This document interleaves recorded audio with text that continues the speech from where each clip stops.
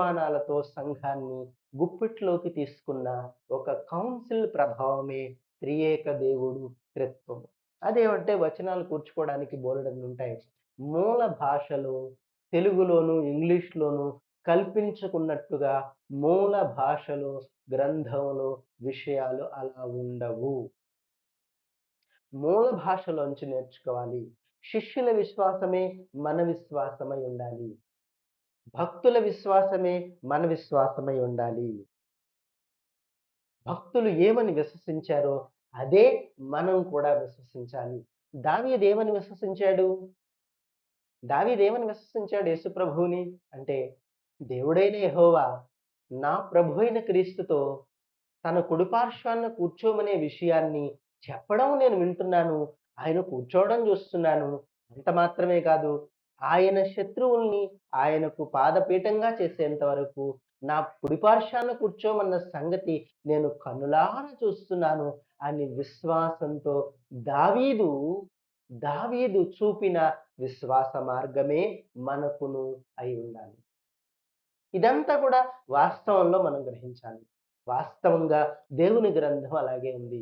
పోనీ అలా కాదని ఇంకొక భక్తుడి దగ్గరికి వెళదాం. ఓ మోషే దగ్గరికి వెళదాం. లేకపోతే నోవహు దగ్గరికి వెళదాం. లేకపోతే ఇంకే భక్తుడినన్నా తీసుకోండి.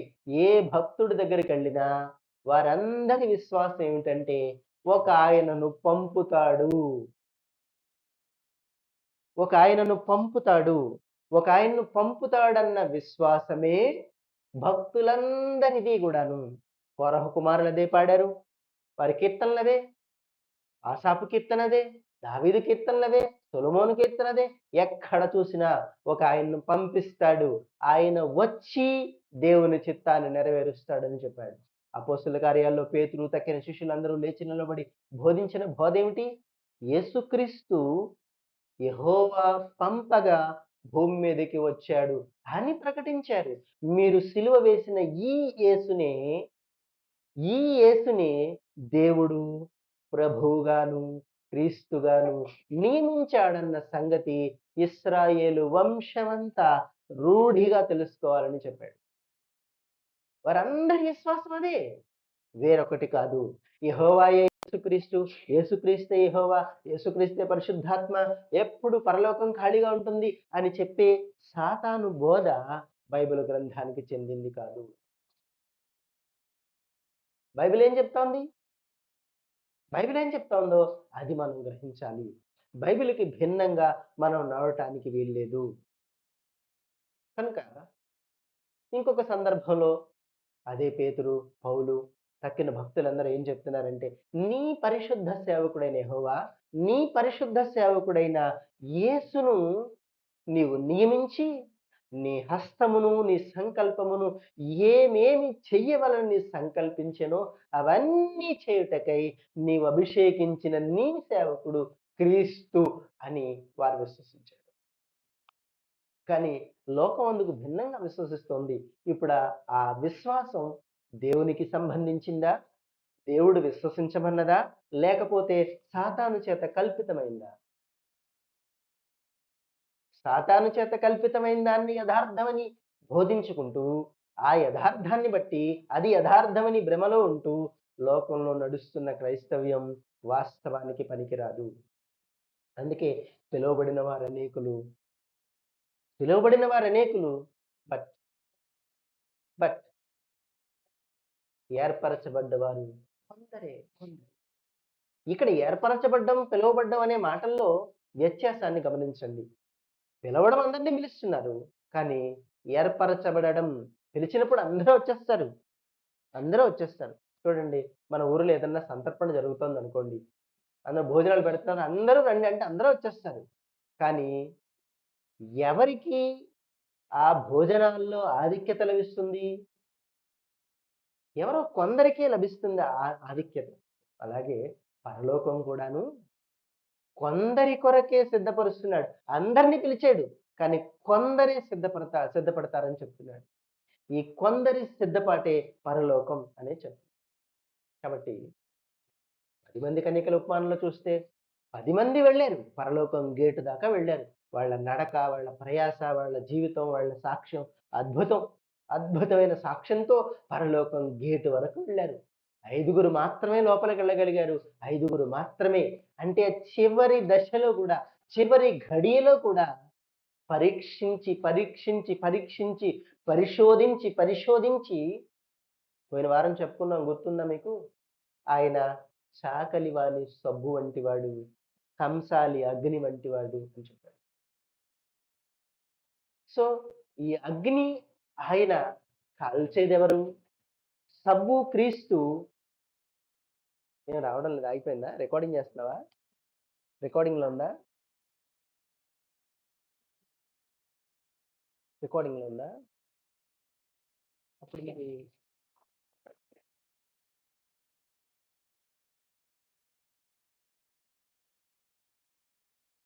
ఏం చెప్తున్నాను? ఈ సబ్బు ఈ మాసిన బట్టకు పెట్టాలి. సబ్బు పెట్టిన తర్వాత సబ్బు పెట్టే చెయ్యెవరిది? ఆ బట్టను బాదే ఆ చేతులెవరివి? మన దృష్టిలో చాకలివాడంటే చాలా చులకనగా ఉంటాడు. కానీ దేవుడు చులకనైన వానితో పోల్చుకుని తను తాను చెప్తున్నాడు. చాకలివాడు మురికిని వదిలిస్తాడు. అలాగే నేను కూడా నీకు పట్టిన మురికిని వదిలిస్తాను. నీకు పట్టిన పాపపు కళంకిత జీవితాన్ని వదిలిస్తాను. అందుకొరకు సబ్బుగా యేసు ప్రభు అనే రక్తాన్ని నేను నీ కొరకు సిద్ధపరిచి, ఆ రక్తంలో నిన్ను ముంచి తేలుస్తాను అని చెప్తుంది. కాబట్టి ఇలాంటి ఒక ప్రతిపాదన దేవుడి దగ్గరుంది. ఈ ప్రతిపాదనలన్నిటిని కూడా మనం అర్థం చేసుకోవాలి. మనం గ్రహించుకోవాలి. ఇలా దేవుని గ్రంథం నడిపిస్తున్నప్పుడు అలా కాకుండా భిన్నంగా నడిచే ఆ స్వభావం ఎంత మాత్రము దేవునికి యోగ్యమైంది కాదు. దేవుని దగ్గర మనం ఎలా ఉన్నాం? మనం ఎలా నడుస్తున్నాం అన్నది చాలా ప్రధానం. ఎందుకంటే ఆయన ప్రతీదీ పరిశీలిస్తాడు. ఆయన ప్రతీదీ పరిశీలించి ఆయన ప్రతి క్షణాన్ని కూడా, ప్రతి ఘడియని కూడా, ప్రతి మాటని కూడా పరిశీలించి తప్ప విడిచిపెట్టడు. ఆయన శోధిస్తాడు. ఆ శోధనకు నిలబడితే తప్ప ఎవ్వరిని కూడా పరలోకం చేర్చుకోడు. ఇది గమనించుకోవాలి అందరూ. ఇది గమనించుకోవాలి. ఎంతలా శోధిస్తాడంటే, నీ ఎదురుగా అమృతంలా నీ కంటికి కనిపించే పాపాన్ని పెడతాడు. దానిలో నువ్వు పడకుండా ఎలాగా నిలబడతావో చూడాలని కోరుకుంటాడు. అది తినొద్దు అని చెప్పినప్పుడు ఆదాము తిని పాపం చేశాడు. తెలిసి పాపం చేశాడు. నీ కళ్ళెదురుగా నిన్ను మోహింపచేసే, నిన్ను భ్రమింపచేసే, నిన్ను పాపంలోకి ముంచేయగలిగే, నరకాగ్నికి తీసుకుపోగలిగే ఒక భయంకరమైనటువంటి పాపాన్ని నీ ఎదుటే పెడతాడు. నీ ఎదుటే పెడతాడు.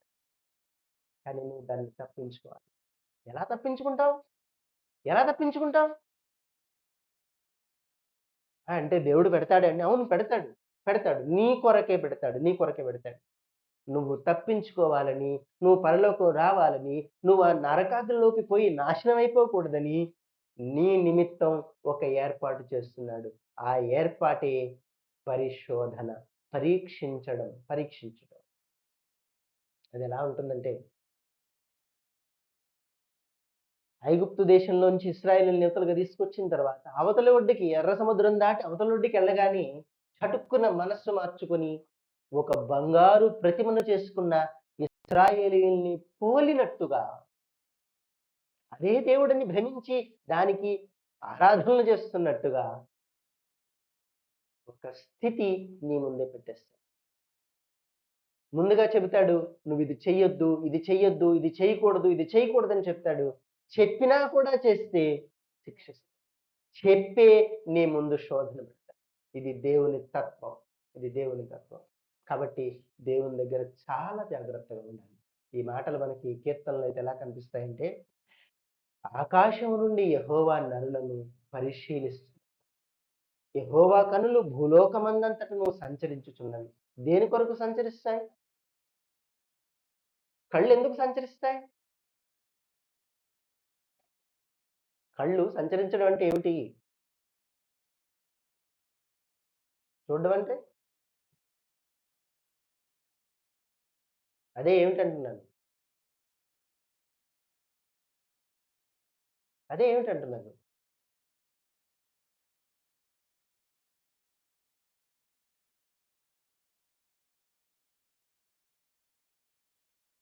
ఆయన పరిశీలించడం అనే మాటలో అర్థం యెహోవా కన్నులు లోకమందంతటా సంచరిస్తున్నాయి. దేనికి సంచరిస్తున్నాయి? ఆయన కళ్ళు సంచరిస్తున్నాయంటే ఏదో విశేషమైన అర్థం ఉంది. ఆ కళ్ళు ఒక మనిషిని పరిశీలించడానికి సంచరిస్తున్నాయి. కళ్ళు సంచరిస్తున్నాయా? లేక దేవుని ఆత్మ సంచరిస్తుందా? నువ్వు కళ్ళనుకుంటావా అక్కడ? దేవుడే సంచరిస్తున్నాడా? నీ కళ్ళు మాత్రమే పంపించి దేన్నన్నా సంచరించి పరిశీలించగలవా? కానీ దేవుడు ఆ పని చేయగలడు. తన కండ్లు అనే మాటకు అర్థం ఆయన ఆత్మ అని మనం తెలుసుకోవాలి. ఆయన కనుచూపు అంత ప్రభావవంతమైందని తెలుసుకోవాలి. ఆయన చూపు ఎక్కడో సుదూర తీరాల్లో మనం చూడలేనంత వేల లక్షల కోట్ల కిలోమీటర్ల దూరంలో ఉన్న వస్తువును కూడా ఆయన స్పష్టంగా చూడగలడు. అంటే ఎంత స్థాయిలో ఆయన పరిశీలించగలడు? చూసుకోండి జాగ్రత్తగా.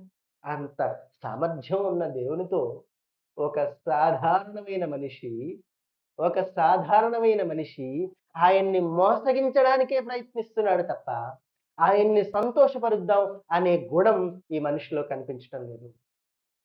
ఎప్పుడూ మోసగించడమే. నేను మోసగిస్తుంది దేవుణ్ణి అనుకోవడం లేదు. నేను మోసగిస్తుంది నేను నమ్మిస్తుంది, నేను నమ్మకంగా నమ్మించి పాడు చేస్తుంది ఎవరినంటే నా సంఘాన్ని అనే మాట మాత్రం ఏ మనిషికి అర్థం కావటం లేదు. ఏ భక్తుడనే మాట ఆ పేరు పెట్టుకున్న ఏ ఒక్కరు కూడా దాన్ని గ్రహించలేకపోతున్నారు. ఇదంతా కూడా వాస్తవంగా చూసుకోవాలి. వాస్తవంగా గ్రహించుకోవాలి. మనమందరం నిజమైన దేవుని భక్తులుగా మారాలి. నిజమైన దేవునికి నిజమైన భక్తులుగా మారాలి. అలా మారకపోతే ఈ లోకంలో ఏం చూపించి ప్రభువుని నమ్ముకోండి అని చెప్తావు? ఏం చూపించి నా ప్రభువు గొప్పోడని చెప్తావు? ఏమిటి నీ దగ్గరున్న సాక్ష్యం అంటే శూన్యం. శూన్యం. ఎవరికి వారు మోసగించుకుంటున్నారు. సంఘాన్ని మోసగిస్తున్నారు. కాపరిని మోసగిస్తున్నారు. కాపరి సంఘాన్ని మోసగిస్తున్నాడు. సంఘం కాపరిని మోసగిస్తోంది. ఎవరికి వాళ్ళు ఇలాగే నడుస్తున్నారు. ఈ మోసము అనే మాటకొస్తే ఆఖరణ బబులోను అనే ఒక పట్టణాన్ని చూపిస్తూ ఆ మహా వేశ్య అయినటువంటి ఆ పట్టణం లోకాన్నంతటినీ మోసగించింది. కాబట్టి దాన్ని నరకంలో వేస్తున్నాను. దాన్ని నరకాగ్ని గుండంలో వేసి దాన్ని ఇనుప సంకెళ్లతో బంధించి ఇక తప్పించుకునే అవకాశమే లేకుండా చేసి పడేస్తాను. దాన్ని మలమల మాడే నరకాగ్నిలో అగ్నిగుండంలో వేసి దహిస్తూనే ఉంటాను అని చెప్పాడు. ఇప్పుడు దహించేది బబులోను పట్టణాన్నా లేక మోసం చేసిన గుంపునా? పట్టణం అయితే గాడిద గుడ్డు. దేవుడికి అసలు అవసరమే లేదు ఆ పట్టణం. పట్టణంతో పనే లేదు. ఆ రాళ్ళు, రప్పలు అవి ఆయన ఏం చేసుకోడు. చేసేది ఈ రాళ్ళు, రప్పల మధ్యన బ్రతికిన దేవుడనే ఒక సాక్ష్యాన్ని కళ్ళెదురుగా పెట్టుకొని బ్రతికిన మనుషుల్నే చేయాలి తప్ప, వాళ్ళు చేసిన పాపాలకు శిక్షే విధించాలి తప్ప, మనం అనుకునేట్టుగా ఈ ఊళ్ళు, రాళ్ళు, రప్పలు, గుళ్ళు, గోపురాలకి కాదు. చేత జాగ్రత్తగా ఉండండి అని చెప్పి మీరు సజీవమైన రాళ్ల వలె నుండి పేతురు పత్రికలో జ్ఞాపకం ఉందా మాట? సజీవమైన రాళ్ల వలె నుండి ఆత్మ సంబంధమైన కట్టడముగా మనము కట్టబడుచున్నాము. సజీవమైన రాళ్ల వలె నుండి ఆ ఆ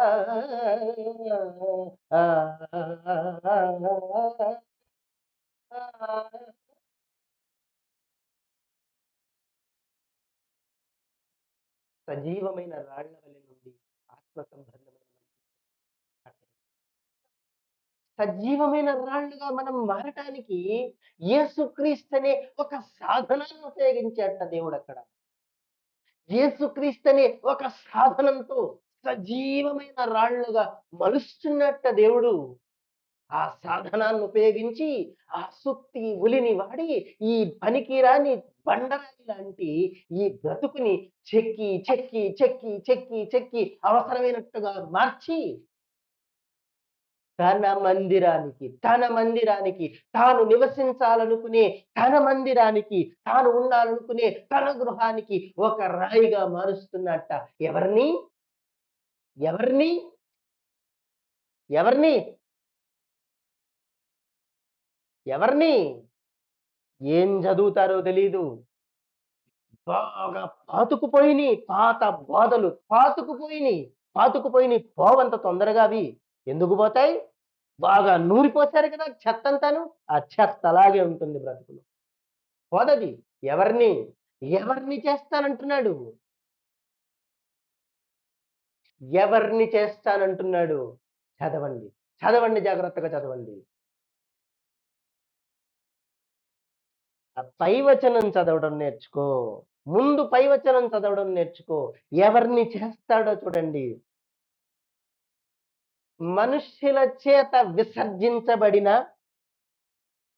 మనుష్యుల చేత విసర్జించబడిన దేవుని దృష్టికి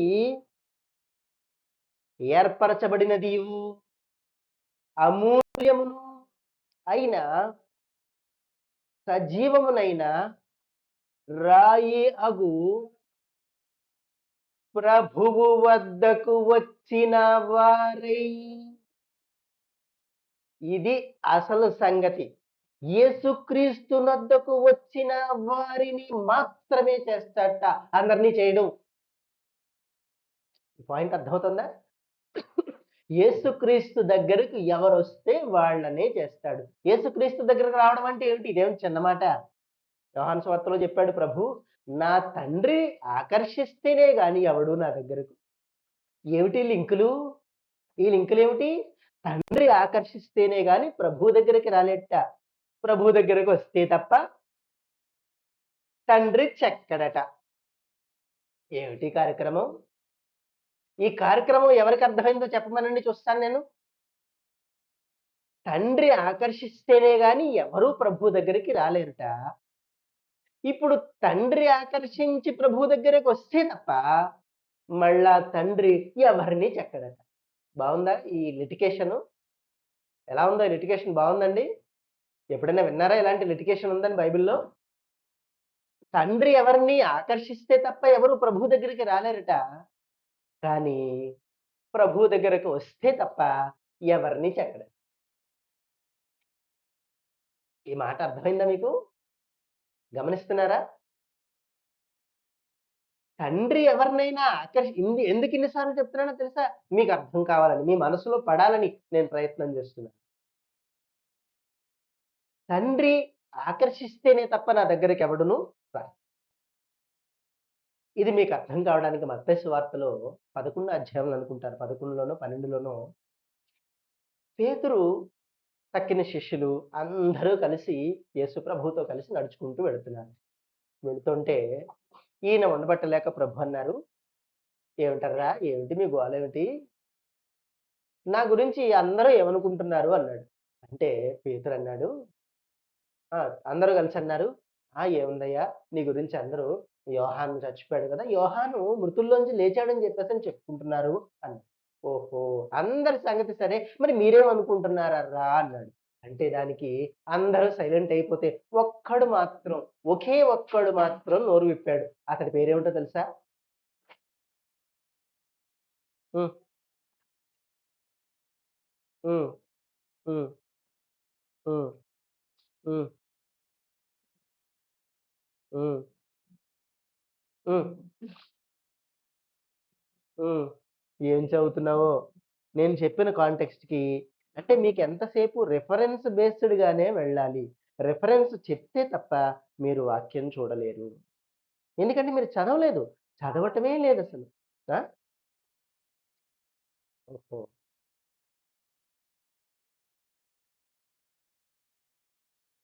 మత్తయి సువార్త 16వ అధ్యాయం. మీకు ఎంతసేపు రిఫరెన్స్ చెప్పాలి. వాక్యం చెప్పాలి. నేను రిఫరెన్స్ చెప్పుకుంటూ వెళ్ళడం గొప్ప విషయం కాదు. మీ మనసులో పడేట్టుగా ప్రయత్నించాలని నేను నాకు కష్టం. హ్మ్. హ్మ్. 16 అధ్యాయం 13 నుంచి చదవండి. వారు జనసమూహమునొద్దకు వచ్చినప్పుడు హ్మ్. హ్మ్. హ్మ్. మత్తయి సువార్త 16 అధ్యాయం 13వ వచనం నుంచి చూడండి. వచ్చినప్పుడు హ్మ్. మనుష్య కుమారుడు ఎవరని ఇప్పుడు నేను చెప్పింది కూడా అదే గదా! నా గురించి ఏం జెప్పుకుంటున్నారు అని అడిగాడని అన్నాను.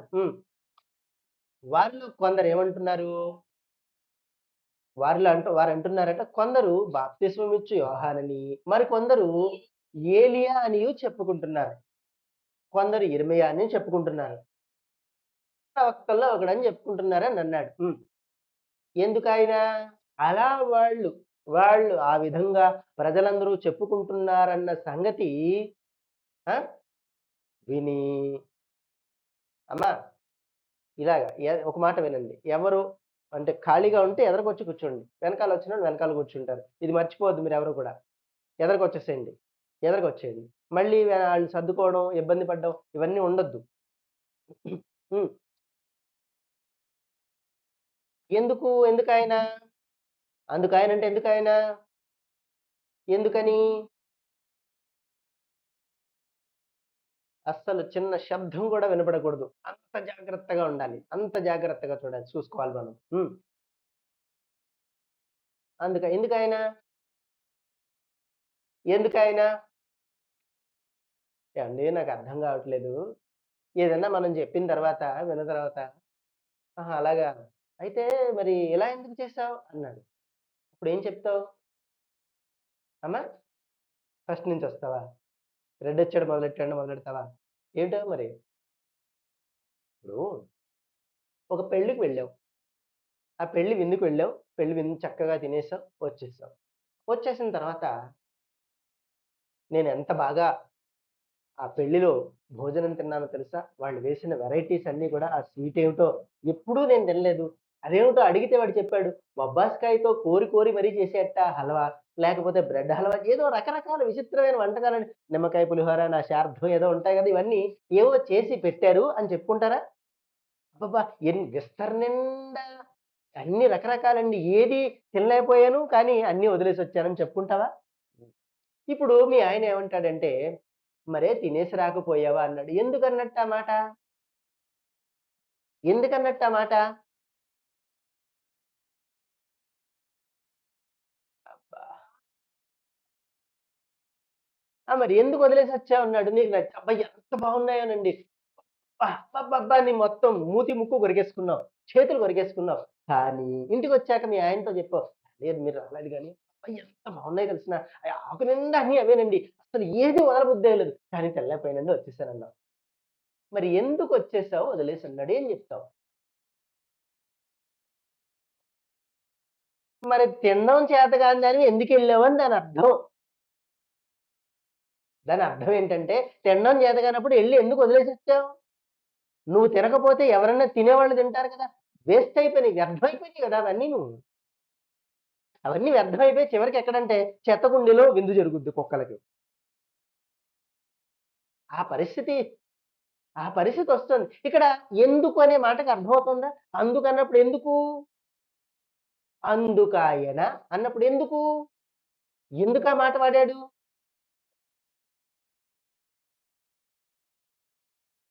ఇలాంటి విద్యా విధానం క్రైస్తవ సంఘాల్లో లోపించింది. ఇలాంటి విద్యా విధానం సంఘాలకు నచ్చదు. ఏమిటంటే మాటకు ముందొక హల్లెలూయా, మాటకి తర్వాత ఒక హల్లెలూయా. గట్టిగా అరిచి గొంతు చించుకొని ప్రసంగం చేస్తే అబ్బ బాబోయ్! మా పాస్టర్ గారు ఎంత బాగా చెప్పి ఈ మధ్యలో 4 కితకితలు, 4 ఏమిటవి కవ్వింతలు, గిలిగింతలు ఇలాంటివన్నీ ఉంటాయి కదా! ఇలాంటివన్నీ పెడితే అబ్బా! ఎంత అద్భుతంగా ఉంటుందో. అయ్య బాబోయ్! ఇవాళ అన్ని మా పాస్టర్ గారు ఇరగదీసేసారు. ఏమిటి ఇరగదీసేసింది? ఏమిటి ఇరగదీసేసింది? ఎందుకన్నాడో తెలియకపోతే ఎలా? నీకెందుకు యేసుప్రభువుని నమ్మకం ఏం ప్రయోజనం నీకు? ఏమవుతావు నువ్వు? ఏమవుతావసలు? యేసుప్రభు బాబోయ్! నాకు యేసుబాబు అంటే ఎంతో భక్తండి. మొన్న ఒకతనన్నాడు. లేదండి మాకు మా పాస్టర్ గారు ఉంటే చాలండి ఇంకెవ్వరు అక్కర్లేదండి అన్నాడు. యేసుప్రభు వద్దని చెప్పడమేనా అది? యేసుప్రభు వద్దని చెప్పడమేనా? ఎంత భయంకరమైన పరిస్థితి చూడండి మేడం. యేసు ప్రభువు మినహా ఇంకేమన్నా కావాలి తప్ప యేసు ప్రభువు మాత్రం వద్దు. రేపు పొద్దున్న యేసు ప్రభు గబుక్కుని రెండవ రాకడలో ప్రత్యక్షం అయిపోయాడు అనుకోండి, ఆగాగు నువ్వు యేసు ప్రభు అంటాను గ్యారెంటీ మా పాస్టర్ గారిని అడగాలి. నువ్వు అవునో కాదో ముందు ఆయన తెలుస్తాడు, ఆ తర్వాత నీ దగ్గరికి వస్తాం అనే దుస్థితికి వచ్చేసింది వాళ్ళ స్థానం. ఎందుకన్నాడు ఆ మాట యేసు ప్రభు? చదివినాళ్ళు చెప్పండి.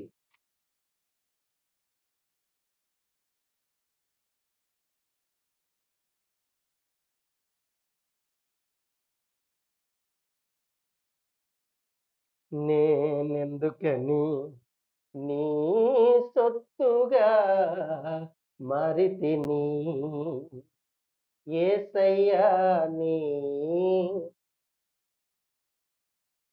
కడుగబడినందున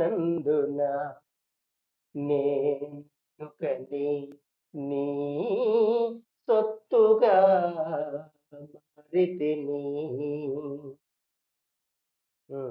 మళ్ళీ అడగాలి అదే ప్రశ్న. యేసు ప్రభు తన శిష్యులతో కలిసి కైసరయ అనే ప్రాంతానికి వెడుతున్నాడు. వెడుతున్నప్పుడు కైసరయ ప్రాంతానికి ఫిలిప్పుదైన కైసరయ కదా వెళుతున్నాడు, అంతేనా? కైసరయ అనే ప్రాంతానికి వెడుతున్నాడు. వీళ్ళందరూ కలిసి వెళుతుంటే మనుష్య కుమారుని గురించి ఏమనుకుంటున్నారా అని అడిగాడు ఆయన. అడిగితే అందరూ తలా ఒక్కళ్ళు ఒక్కొక్క మాట మాట్లాడతారు కదా. సాధారణంగా మిమ్మల్ని అడిగితే మీరు నోరిప్పర్లేండి, మీరు తెలివైన వాళ్ళు, ఎందుకంటే మీరు మహా మేధావులు. మీరు నేనెక్కడ మీ ముందు ఏదన్నా అడిగితే నోరు మాత్రం ఏమన్నా చెప్తారా? సైలెంట్. ఎందుకంటే మళ్ళీ ఏమంటాడో, ఇక్కడ అదే గొడవ. యేసుప్రభు దగ్గర కూడా అదే గొడవ వచ్చింది. ఏమంటాడోనని ఎవరి మట్టుకు వాళ్ళు సైలెంట్ గా ఉన్నట్టు వాళ్ళు అలా లేరు పాపం, అమాయకులు వాళ్ళు. గబుక్కున నోరు తెరిచి ఏమంటున్నారంటే, ఏముంది, బాప్తిస్మం ఇచ్చే యోహాను అని ఒకడు అంటున్నాడు, కొందరు అనుకుంటున్నారు. ఇంకొందరేమో ఏలియా అనుకుంటున్నారు. ఇంకొందరేమో ప్రవక్తల్లో ఒకడు కావచ్చు అనుకుంటున్నారు అని అందరూ అనుకుంటున్న మాటలన్నీ తీసుకొచ్చి గురువు గారి చెవిలో వేశారు. ఇప్పుడు గురువు గారికి ఇంకొక సందేహం వచ్చింది. ఈయనంటారు, అలాగైతే అలాగైతే వాళ్ళందరూ అలా అనుకుంటున్నారు. ఓకే, బానే ఉంది. కానీ మీరేమనుకుంటున్నారు? అందుకాయన. ఎందుకాయన? వాళ్ళందరూ ఆ రకరకాలుగా అనుకోవడానికి కారణంగా కనిపిస్తున్న నా చేత దేవుని వల్ల జరపబడుతున్న అద్భుతాలు, ఇంకా ఇతరత్రా సూచక క్రియలు, ఇవన్నీ చూసి లోకం ఏమనుకుంటుంది నా గురించి అని ఒక ప్రశ్న ప్రభువు వేస్తే రకరకాల సమాధానాలు వస్తున్నాయి. కానీ యేసు ప్రభువు ఆశించిన సమాధానం అది కాదు. అది కాదు. యేసు ప్రభువు ఆశించిన గుణం వారిలోంచి అది కాదు. ఆ గుణం వేరుగా ఉంది. అది ఒక్కళ్ళో కనపడింది. వాడిని చూసి మురిసిపోయాడు ప్రభు. అనగానే అందుకాయన, అయితే మీరేమనుకుంటున్నారు అదేనా? ఏమన్నాడు చదవండి. అందుకాయన, మీరైతే నా గురించి ఏమనుకుంటున్నారు? మీరేమనుకుంటున్నారా మీ మొహాల మండ అన్నట్టుగా అడిగితే, ఎందుకు? ఇప్పుడు మళ్ళీ ఎందుకో తెలియాలి నీకు. ఎందుకో తెలియాలి. ఎందుకు? అమ్మా, మార్కెట్‌కెళ్ళి మార్కెట్‌కెళ్ళి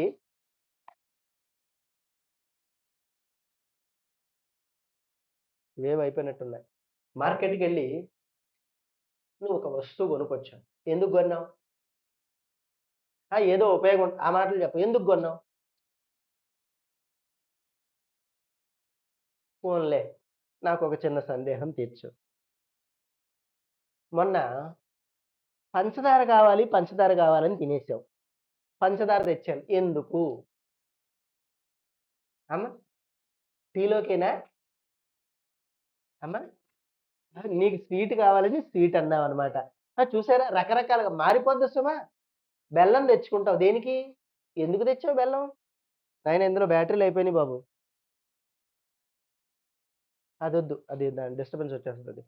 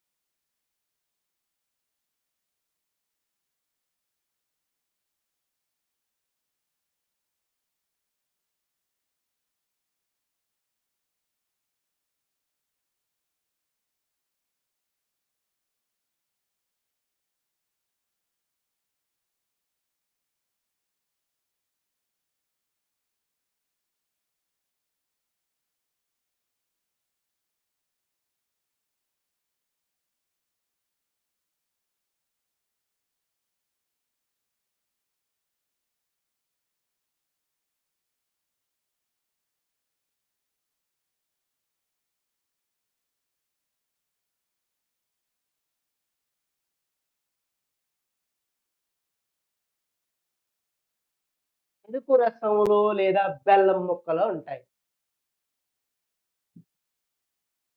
ఈ దిక్కుమాలిన బెల్లం తినకండి. మంచి బెల్లం ఎక్కడ దొరుకుతుందో వెతుక్కొని ఎళ్లి తెచ్చుకోండి. అర్థమైందా? ఏవో మంచి బెల్లం సుమా మంచిది తెచ్చుకోండి. ఎలాంటి, ఎలాంటి కెమికల్స్ కలపకుండా తయారు చేస్తాడు. ఆ బెల్లం రేట్ ఎక్కువుంటుంది. బెల్లం తెల్లగా ఉండదది. మాక్సిమం నల్లగా ఉంటది ఆ బెల్లం. కనుక ఇలా ఇలాంటి ఒక ప్రయత్నం నువ్వు మార్కెట్‌కెళ్ళి తెచ్చుకున్న బెల్లం వల్ల నీకు ఉపయోగం ఉంది. అవునా? ఓ వస్తువు తెచ్చుకున్నావు. మార్కెట్‌కెళ్ళి గబగబా మా ఆయన దగ్గర బాగా డబ్బులెక్కువున్నాయని మెడకొక జిగిని తెచ్చుకున్నావు. ఏం చేయడానికి? ఎందుకు తెచ్చుకున్నావు? ఆ! ఏం చేయడానికి? అది వేసుకొని నువ్వది వేసుకుంటే పాపం బాగా ఒళ్ళంతా హూనం చేసుకొని, రక్తాన్ని చెమటగా మార్చి, నువ్వు సుఖంగా ఉండాలని, నీ సంతోషమే వాడి సంతోషమని, వాడి బ్రతుకు మండబెట్టుకొని, తగలబెట్టుకొని, నీ మెడకొక జిగిరి వేసుకొని ఎలా ఉంది? ఎలా ఉందని ముందు తిప్పుతావా? తిప్పిన తర్వాత మొట్టమొదట ఫోను చేసేది ఎవరికి? ఎవరికి ఫోను చేస్తావు? అమ్మా! ఈ మధ్య కాలంలో ఒక ఫ్యాషన్ ఉంది తెలిసినా? ఇక్కడ మొగుడుతో చేయించుకోవడం, తిన్నగా పుట్టింటికెళ్ళిపోయి, ఇది మా పుట్టింటోళ్ళు పెట్టారమ్మా అని తిప్పుకుంటూ చెప్పడం. ఏమిటో రోగం. ఈ రోగాలేమిటో ఎక్కడి నుంచొస్తాయి ఈ రోగాలు? ఏం చేసినా పుట్టింటోళ్ళే. మొగుడు పాపం కష్టమంతా ఏమైపోయిందో. వీడికో తాగుడు అలవాటు లేదు, వీడికో తిరుగుబోతుతనం లేదు, ఓ పేకాట లేదు, ఎలాంటి చెడు వ్యసనాలు లేవు. బయటికెళ్తే మంచినీళ్ళు కూడా తాగడు చచ్చినోడు. అలాంటోడట సంపాదించింది ఏమీ లేదట. వాడి దినం పెట్టేసుకున్నట్ట వాడు. అయినా పుట్టింటి దగ్గర నుంచి ఎంతసేపు ఈ ఆడబ్రతుక్కి పుట్టిల్లే, పుట్టిల్లే, పుట్టిల్లే, పుట్టిల్లే. ఏమిటో పుట్టిల్లు నాకు అర్థం అవ్వదు. పుట్టిల్లు ఎంత గొప్ప. అత్తిల్లు వచ్చేటప్పటికి మాత్రం పరమ అసహ్యంగా కనిపిస్తుంది. ఏమిటో ఈ దౌర్భాగ్యమైనటువంటి రోగం. నువ్వు చూడలేవా? రూతు అనే భక్తురాల్ని నువ్వెప్పుడు చూడలేదా? రూతు గురించి ఏమన్నా ఆలోచించావా అసలు నువ్వు?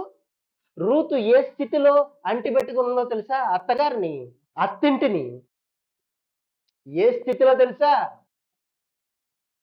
ఏ స్థితిలో తెలుసా అత్తని అంటిపెట్టుకునుంది? అత్తింటిని అంటిపెట్టుకునుంది. మామూలు స్థితి కాదది.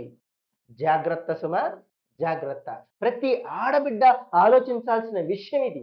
అది ఎవరైనా కానివ్వండి ఆలోచించాలిది. ఒక ప్రక్క బెత్లెహేమ్ అనే ఊరిని విడిచి వెళ్ళినందుకు శాపానికి గురై సర్వం పోయింది. వట్టి మనిషి మాత్రమే మిగిలింది. వట్టి మనిషి మాత్రమే మిగిలింది. ఆ మనిషిని పట్టుకొని అమ్మా నువ్వెక్కడుంటే నేను అక్కడే ఉంటానే. నీ జనమే నా జనం, నీ దేవుడే నా దేవుడు. అదెవత్తో దారిన పోయే దానమ్మ. ఆ దానమ్మ అంటుంది అమ్మా అత్త, అత్త అంటే అమ్మే. అమ్మా ఏమిటి? నీ జనమే నా జనం, నీ దేవుడే నా దేవుడు. ఈ బుద్ధి ఎప్పుడు వస్తుందో. కాబట్టి చాలా జాగ్రత్తగా చూసుకోవాలి. చాలా జాగ్రత్తగా చూసుకోవాలి. కాబట్టి మీరైతే, మీరైతే నా గురించి ఏమనుకుంటున్నారు అని అడిగాడు. అడిగితే ప్రభువుకు వాళ్ళిచ్చిన సమాధానం చూడండి ఎలా ఉందో. ప్రభువు మురిపని చూడండి. ప్రభువుని మురిపించే గొప్పలు ఈవేళ సంఘాల్లో లేరు. ఎవరంటే ఎంతసేపు పాస్టర్ గారికి గాలి కొట్టేవాళ్ళు. అలా అన్నానని సేవకుడిని అసలు లెక్కే చేయరు. సేవకుడంటే ఎంత నీచంగా కనబడతాడు ఈవేళ లోకానికి. సంఘానికి, లోకానికి కాదు సంఘానికి. లోకం అంతా బానే ఉంటుంది.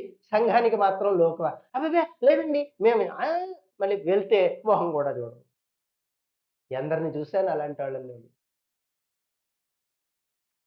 సాధారణంగా, సాధారణంగా ఎవరి దగ్గర ఏమి ఆశించకుండా బ్రతికితే ఆ సేవా విధానం అబ్బబ్బే! అలా నువ్వు కూటమి పెట్టుకుంటున్నావు కాబట్టి రూ. 3000 కానుక పెట్టు. నాటుకోడి కొయ్యాలి. లేపోతే దేవుడు నిన్ను ఆశీర్వదించడు. అమ్మో! అవునా! అనుకుని గదగదలాడిపోతూ చేసే వాళ్ళున్నారు. కానీ మనం ఎప్పుడు ఎక్కడ అలాంటి మాటలు మాట్లాడలేదు. వట్టి వట్టి నీళ్ళిచ్చినా గూడా సంతోషంగా అంతే చాలు. గిన్నెడు చన్నీళ్ళనిస్తే చాలనుకుని మనం సేవ చేస్తున్నాం. అటువంటి సేవ నచ్చదు లోకానికి. ఎటువంటిది కావాలో తెలుసునా? గంభీరం. ఏమిటి? ఎందుకు పెట్టావు? అంటే అయ్య బాబోయ్! లేదండి పెట్టాను అని గజగజలాడిపోతున్నారు. కానీ ప్రభు అలా చేయలేదు. ప్రభు ఎక్కడ అలా ప్రవర్తించలేదు. సరే చెప్పండి. చదవండి. మీరైతే మీరైతే ఏమనుకుంటున్నారరా నా గురించి అన్నాడు. దానికి వాళ్ళేం చెప్తున్నారో చూడండి. వాళ్ళ సమాధానం చూడండి.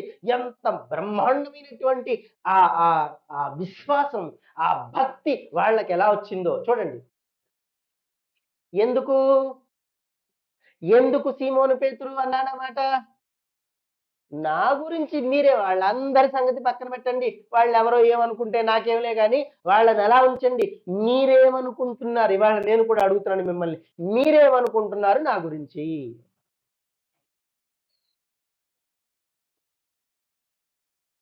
చూసారా? చూసారా ఆయనెలా బయటపడ్డాడో? ఆ! సరే అండి అయితే. ఇంకొక 2 నిమిషాలు కూడా లేదు కట్టేస్తాను. ప్రార్థన చేసేసుకుందాం. చెప్పండి మీరేమనుకుంటున్నారు? చెప్పండి. ఏమనుకుంటున్నారు మీరు నా గురించి? అసలు వండారా? మీరే వండారా? ఆహా! అలా చెప్పండి. మరి మీరు వండినట్టు మాట్లాడతారే? కాదు మీరు చేసేసినట్టు మాట్లాడితే ఎలా మరి? పెట్టిందేమో మా అక్కగారా? మీరేమో మధ్యలో దూరిపోతారా? అమ్మమ్మ! ఎంత దారుణం ఇది.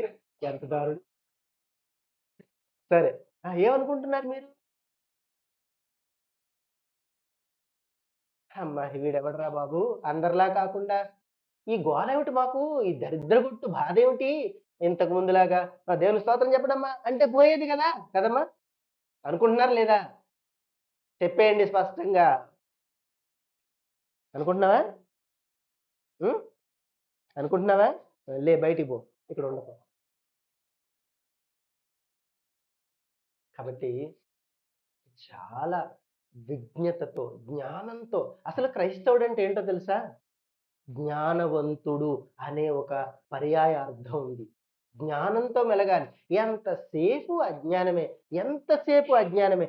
గుడ్డెద్దు చేలో పడి ఒరేయ్! దున్నపోతు ఈనిందిరా దొడ్లో కట్టేయండి అన్నట్ట.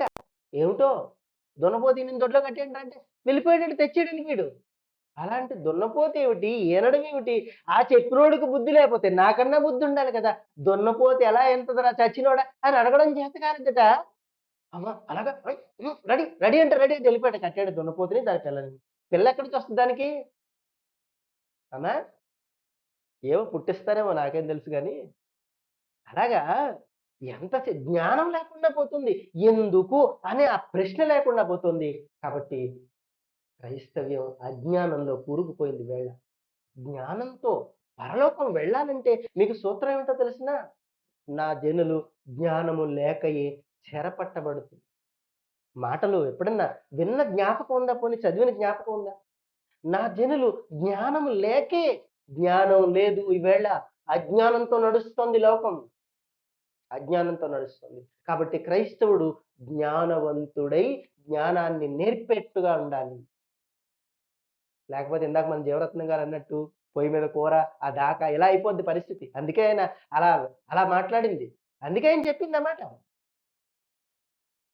ఆ కూర ఆ ముక్కల కోసం, ఆ చేపల కోసం లేకపోతే ఈ వేటి కోసమో కక్కుర్తి పడిపోద్ది ఈ దిక్కుమాలిన బ్రతుకు. కక్కుర్తితో పోతుందే తప్ప, ఆ ముక్క తినకపోయినంత మాత్రాన నష్టం లేదు. కానీ పోయేదేమిటో తెలుసా? పోయేదేమిటో తెలుసా జ్ఞానం లేకపోతే? పరలోకం పోతుంది. నిత్య జీవం పోతుంది. కాబట్టి జ్ఞానం చాలా ముఖ్యమైంది. అక్కడ నేర్పిస్తున్నాడు ప్రభు. మీరైతే నా గురించి ఏమనుకుంటున్నారర్రా? ఆళ్ళందరి గోల నాకెందుకు? వాళ్ళ గురించి చెప్పుకున్నా. అది పక్కన పెట్టండి. అసలు మీరేమనుకుంటున్నారంటే ఎవ్వడు మాట్లాడలేదు. సైలెంట్ అందరూ. అందరూ సైలెంట్ అయిపోయారు. ఎగ్జాక్ట్‌లీ మనలాగే. మనలాగే సైలెంట్ అయిపోతే ఒక్కళ్ళు లేచేట్ట. ఒక్కడు లేచి పాపం ఈయన గారి గురించి వర్ణిస్తారులెండి. ఆయనకి బట్టతలుంది. 4 వెంట్రుకలు నెత్తి మీద ఉంటాయి. ముసలోడైపోయినా కూడా నడుము గట్టిగా కట్టుకొని బ్రహ్మాండమైనటువంటి సేవ చేశాడు అని చెబుతారు గదా!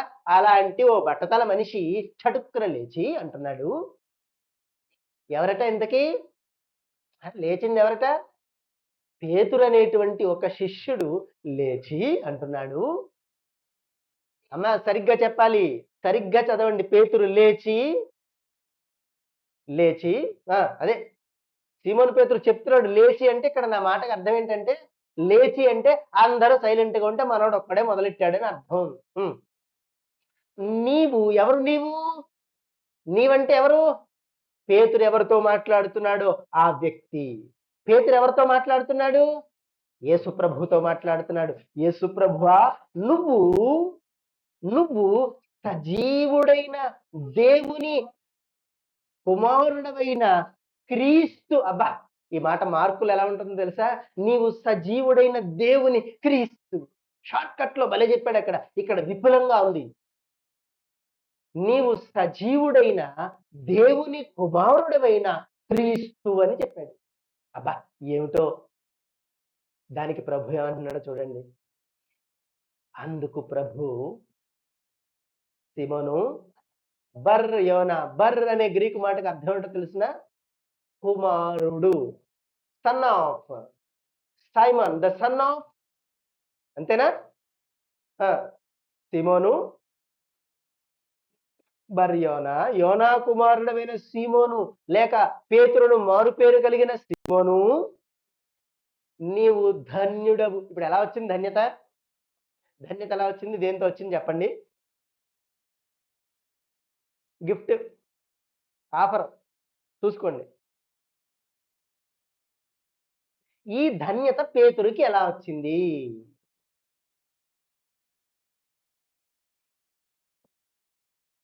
అమ్మా, సరిగ్గా చెప్పు. దగ్గరగా వచ్చాక మళ్ళీ దూరం అయిపోతే నాకు బాధగా ఉంటుంది. అమ్మా,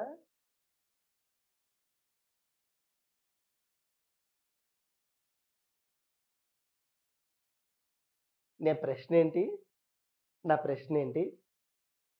నేనేం ప్రశ్నించాను? ఎన్ని రకాలుగా తిప్పారో. నా ప్రశ్న ఏంటి అసలు? నా ప్రశ్న ఏంటి? అదన్నమాట. గుర్తుంది కదా? ధన్యత ఎలా వచ్చింది పేతురికి అంటే, మీరు రకరకాల సమాధానాలు అక్కడున్న కాంటెక్స్ట్ లోంచి చెప్పడం మానేసి, మీ ఇష్టం ఎవరికి తోచిన ఏం చెప్పినా కరెక్టేనమ్మా, అన్ని కరెక్టే. మీరు ఇంతకుముందు అదే కదా చెప్పారు. అమ్మ, బ్రహ్మాండంగా చెప్పావు నువ్వు, ఇంకేంటి సూపరమ్మ నువ్వంటే. మనం పొంగిపోయి ఇంత లావైపోయాం. కానీ నాకు అది వద్దు. అక్కడ కాంటెక్స్ట్ ప్రకారం పేతురికి ఆ ధన్యత ఎలా వచ్చింది?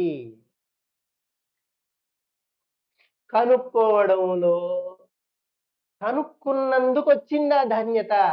యేసు ఎవరో కనుక్కున్నాడు, ఎవరో కనుగొని చెప్తున్నాడు, కనిపెట్టి చెప్తున్నాడు. యేసు ప్రభువుని పరిశీలించి చెప్తున్నాడు. నువ్వు మామూలుడివి కాదయ్యా.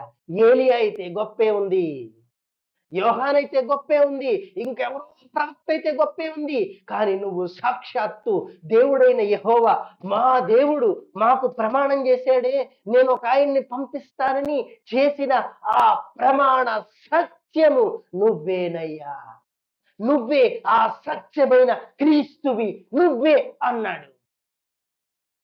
నాకు ధన్యుడైపోయాడు పేతురు. కానీ ఈవేళ లోకం అలా విశ్వసించటం లేదు. అవునా? దానికి ప్రభు మాట చూడండి ఎంత బాగుందో. దానికి ప్రభు మాట, సిమోను, నీవు ధన్యుడవు, పరలోకమందున్న నా తండ్రి ఈ ఈ అంటే ఏమ్మా? ఏ సంగతి? ఈ సంగతి అంటే ఏ సంగతి? ఈ సంగతి నీకు బయలుపరచనే గాని నరులంటే వెరీ గుడ్. ఈ మధ్యన పాస్టర్మ గారికి బాగా బుర్ర పనిచేస్తుందండి. పుట్టినోట్లో ఉందండి, బాగా తోముతున్నాం కదా ఈ మధ్య కాలంలో, అంచేత కాస్త బుర్ర పనిచేస్తుంది. రక్త మాంసములు, నువ్వు ధరించిన రక్తము మాంసము నీకు బయలుపరచలేదయ్యా. నరుడు అనే మాటకి మూలార్థం అది. నరుడంటే రక్త మాంసములు అని అర్థం. నరుడంటే రక్త మాంసాలు. హెబ్రూ భాషలో చూసినా, గ్రీకు భాషలో చూసినా నరుడు అంటే రక్తము మరియు మాంసము. రక్త మాంసాలు లేనిది ఏదైతే ఉందో అది నరుడు కాదు. ఓకేనా? నరులు నీకు బయలుపరచలేదు, రక్త మాంసాల ద్వారా నీకు ఇది రాలేదు. మరి ఎలా వచ్చింది? నా తండ్రే నీకు బయలుపరిచాడు. పరలోకంలో ఉన్న నా తండ్రే నీకు బయలుపరిచేట్టుగా నీ కళ్ళు తెరిచాడయ్యా, నువ్వు తెలుసుకోగలిగావు. ద్వితీయోపదేశకాండంలో మీకొక మాట చెప్పాను గుర్తుందో లేదో? ఏమిటది? ఆ! సూచక క్రియలును బే ఎర్ర సముద్రం దాటొచ్చినప్పుడు ఆ సూచక్రియల్ని, మహత్కార్యాల్ని మేము చూస్తున్నట్టే చేశావు. కానీ, కానీ ఆ సూచక క్రియలు గ్రహించడానికి, వాటిని గూర్చి తెలుసుకోవడానికి కావలసిన ఆ! హ్మ్. ఏ కన్నులు? ఏ కన్నులు? నీ కన్నులు గాదు. ఏ కన్నులు?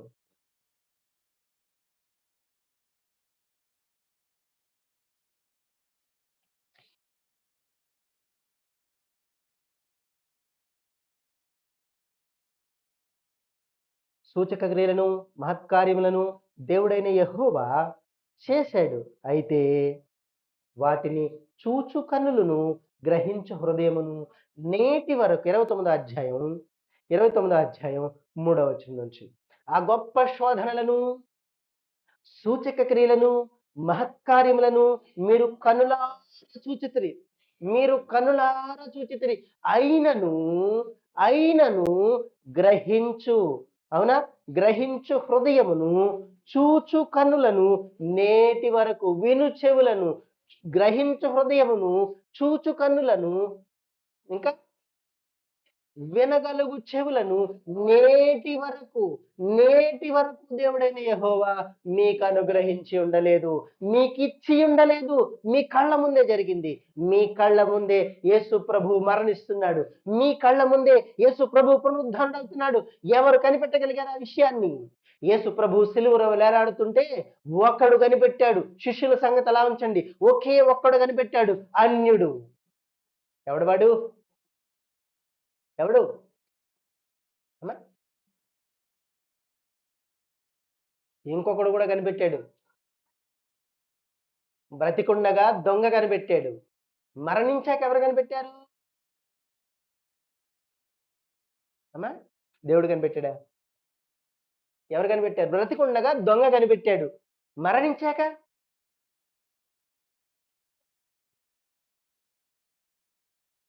ఎందుకంటే ఎందుకంటే మనకి బైబిల్‌తో టచ్ లేదు. But we're touching with the world. మనం బైబిల్‌తో కాకుండా లోకంలో ఉన్నాం. ఎంతసేపు ఎంతసేపు ఎప్పుడా ఎప్పుడా ఎప్పుడా ఎదురు చూసే ఆతృతలో ఉన్నాను తప్ప బైబిల్‌కి చెంది మనం లేము. బైబిల్‌ని అస్సలు ముట్టుకోవటం లేదు. ఒక శతాధిపతి బళ్ళెంతో ఆయన ప్రక్కలో పొడిచి ఏమన్నాడు? పొట్టినోడన్నావు ముందు. అమ్మా, చనిపోలేదా? చనిపోలేదా? చచ్చిపోలేదా? మరణించలేదా?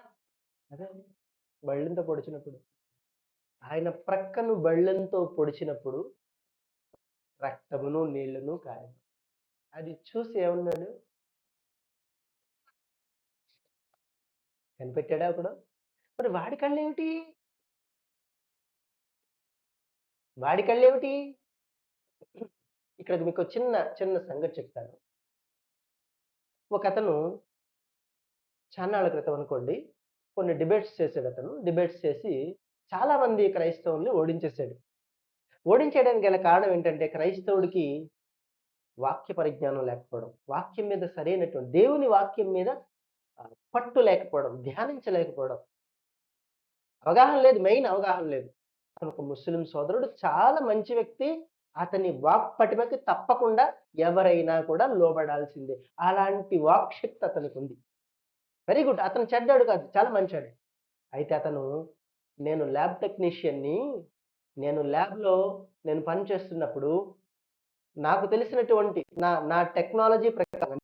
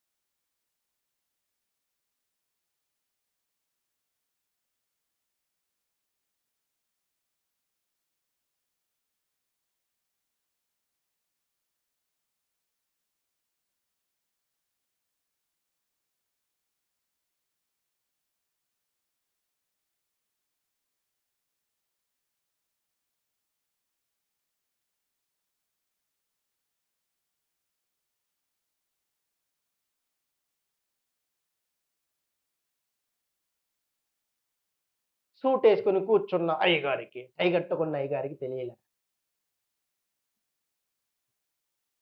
జ్ఞానం లేకపోవడం ఇదే. ఆయన నేను విమర్శించట్లేదు. ఇది నా విమర్శ కాదు. తెలియలేదన్న బాధ అంతే. ఇలా లోకాన్ని ఎదుర్కోవడానికి కావలసినట్లుగా నువ్వు నాలెడ్జ్ సంపాదించుకోవాలి కదా!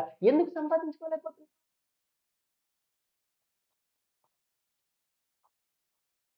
అతను కనిపెట్టాడు. బళ్ళెంతో పొడిచి నిజముగా ఈయన దేవుని నిజంగా స్టేట్మెంట్ ఇచ్చాడు. ఇప్పుడు కాదనడానికి ఎవడన్నా సరిపోతాడా ఆ విషయాన్ని? శతాధిపతి ఇచ్చాడండి. మామూలోడు కాదు. ఒక దారిన పోయే దానయ్య లాంటి సైనికుడు కాదు. శతాధిపతి 100 మంది మీద అధికారి ఒక సాక్ష్యం ఇస్తున్నాడు. ఈయన నిజంగా దేవుని కుమారుడు. సర్టిఫైడ్. సర్టిఫై చేశాడు. పిలాతు అన్నాడు ఈయన నిజంగా రాజు. సర్టిఫై చేశాడు. పేతురు సర్టిఫై చేస్తున్నాడు నువ్వు దేవునికి. ఈ మాటలు బాగా అర్థమవుతున్నాయండి, గమనిస్తున్నారా? మైండ్లో పెట్టుకోండి, మనసులో పెట్టుకోండి. కాబట్టి ఏమి ఈ పాయింట్ ఎందుకు వచ్చింది? ఈ సంగతి ఎందుకు చెప్పాను చెప్పండి? ఈ సంగతి ఎందుకు చెప్పాను చెప్పండి?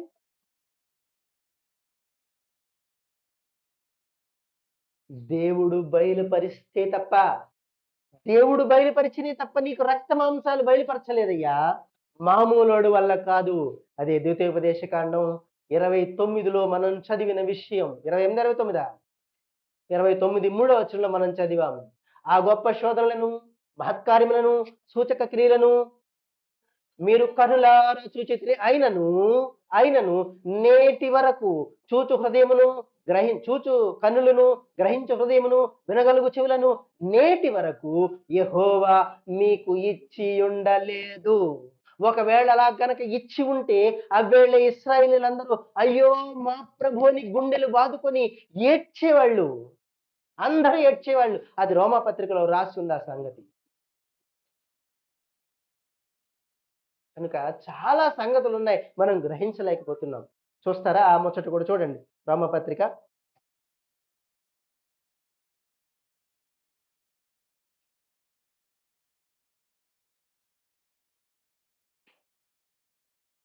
11వ అధ్యాయం 11వ వచనం.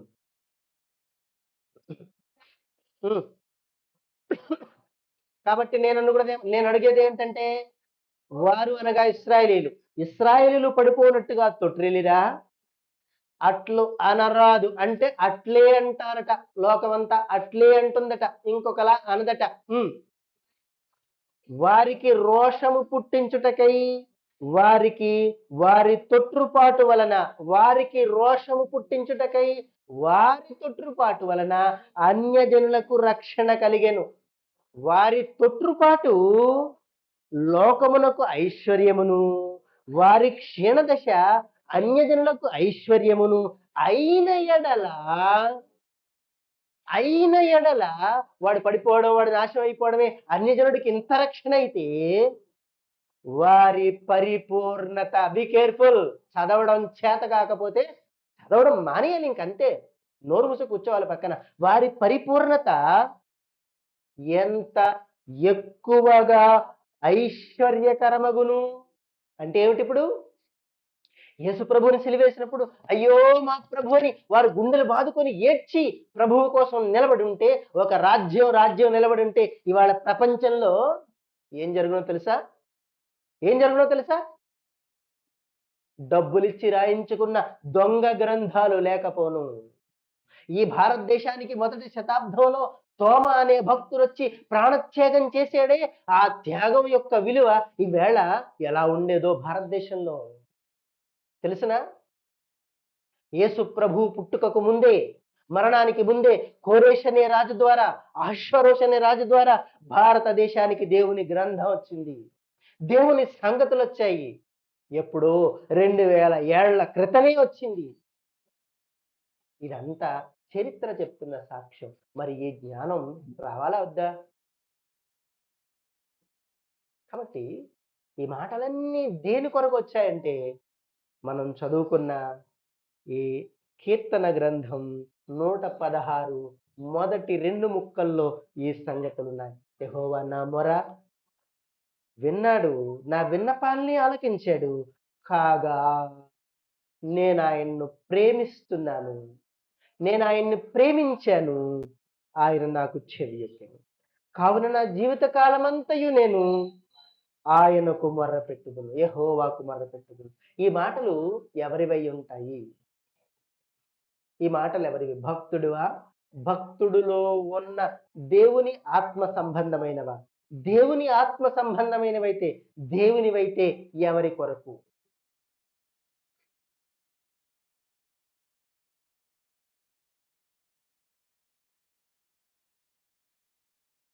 హ్మ్?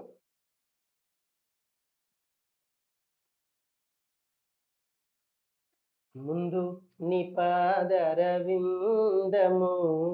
లందు నిశ్చల భక్తి భావము. ముందు నీ పాదరవిందము లందు నిశ్చల భక్తి భావము.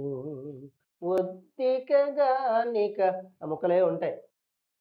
తర్వాత పల్లవి నన్ను గన్నయ్యరావే నా యేసు, నన్ను గన్నయ్యరావే నా ప్రభువా, నన్ను గన్నయ్యరావే నా యేసు, నన్ను గన్నయ్యరావే నా ప్రభువా. ఉమ్, మనకి రావులేండి అవి. సరే చెప్పండి. ఈ ఈ మాటలు ఎవరి కొరకు? Very good, very good, very good. క్రీస్తు కొరకు. పేతురు పత్రికలో ఉంటుందన్నమాట. క్రీస్తు ఆత్మ చూడండి, మొదటి పేతురు పత్రికలో ఆఖరిలో ఉంటున్నమాట చూడండి. 1వ అధ్యాయం ఆఖరి ముక్కలు. 1వ అధ్యాయం 10వ వచనం నుంచి. మీకు కలుగు ఆ ఏ ఇంతకీ ఆ ఏంటి? ఎక్కడికి పోదాం అమ్మా? ఎక్కడికి పోదాం? ఆ అంటే ఎక్కడ పోదాం? 5 నిమిషాలు టైం ఉంది. మీరు దేవుణ్ణి ప్రేమించారా లేదా? ప్రేమించారు. ఆ, రుజువులు చూపించండి. బే అబ్బే, పిలువబడిన వారు అనేకులు, ఏర్పరచబడిన వారు. మీరు పిలవబడ్డారా? ఏర్పరచబడ్డారా? అదేనండి, ఏర్పరచబడ్డారు అంటే అందులో ఎందరు ఉంటారో పక్కన పెట్టండి. కానీ పిలువబడ్డ వాళ్ళు ఆ, అనేకులు. బట్ ఏర్పరచబడ్డ వాళ్ళు ఓకే.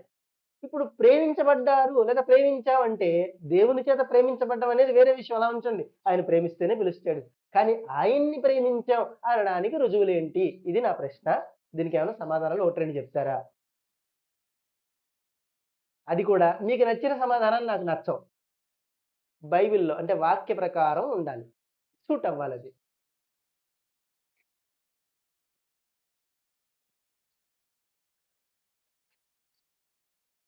నెక్స్ట్ వీకా? వచ్చే వారానికా? ఈ వారం అంతా టైం ఇస్తాను.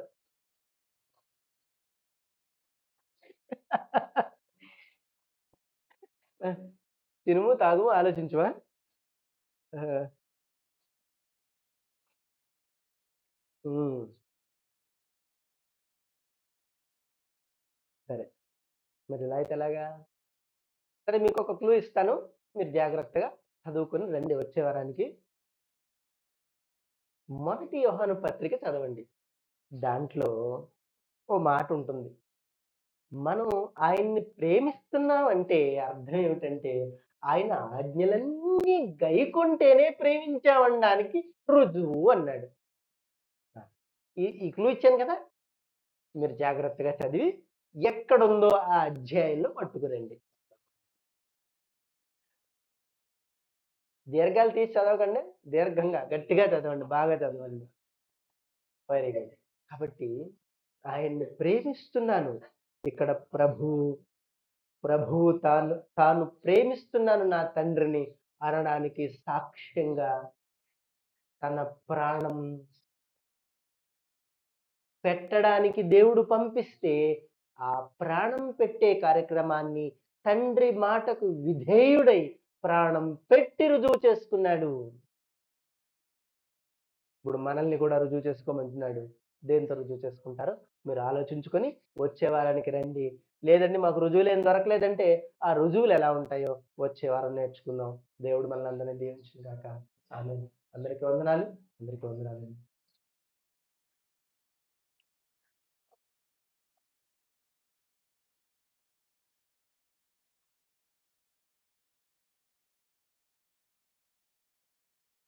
నేను ప్రార్థన చేసుకుందాం. నేను ప్రార్థన చేసుకొని ముందుకు సాగుదాం. ప్రార్థించుకుందాం. దేవుని వాక్కులు మనం ధ్యానిస్తూ ఆయన మనతో మాట్లాడుతున్నాడని మన హృదయాన్ని శుద్ధపరచుకుంటూ ప్రార్థించుకుందాం. సత్యవంతుడును, వాగ్దానములిచ్చి నెరవేర్చినటువంటి మహాకృప కలిగినటువంటి దేవుడు. భూమి ఆకాశంలో గతించడమే గాని ఒక్క మాట కూడా దాటవేయని సత్య స్వరూపుడగు మా దేవా, మీకు స్తోత్రాలు. దేవా, మీ మాటలు మాలో నిష్ఫలం కాకుండా ఫలించేట్టుగా దీవించమని, ఫలమును పొందుకునేట్టుగా మా జీవితాన్ని దిద్దుమని, ప్రభు, ఒక ప్రాణ రక్షణే ధ్యేయం